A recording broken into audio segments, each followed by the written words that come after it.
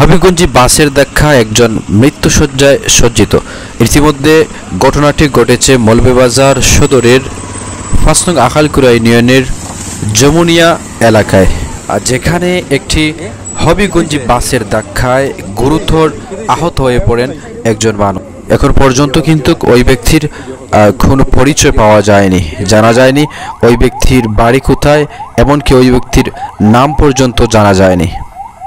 বাসের ধাক্কার সাথে সাথে ওই ব্যক্তি মাটিতে লুটিয়ে পড়ে, অতঃপর ওই ব্যক্তির মাথা অনেকটাই ফেটে যায়, অনেকটাই জখম হয়, এমনকি ওই ব্যক্তির কোমরের যেই হাড্ডিগুলো রয়েছে ওইগুলো সম্ভবত ভেঙে যায়। বর্তমানে ওই ব্যক্তি গুরুতর অবস্থা। মৌলভীবাজারের ফায়ার সার্ভিসের কর্মীরা তাকে হস্তান্তর করে মৌলভীবাজার সদর হাসপাতালে। বর্তমানে তাকে মৌলভীবাজার সদর হাসপাতালে নেওয়া হয়েছে, কিন্তু তার কোনো পরিচয় পাওয়া যায়নি। তবে বর্তমান অনেকের মতে, স্থানীয় অনেকের মতে, অনেকে বলেন যে ওই ব্যক্তি সম্ভবত পাগল ছিল। বাসের ধাক্কার পরপরই যখন ওই ব্যক্তি মাটিতে লুটিয়ে পড়ে, এরপর থেকে কিন্তু কোনো মানুষ তার খোঁজখবর নেয়নি।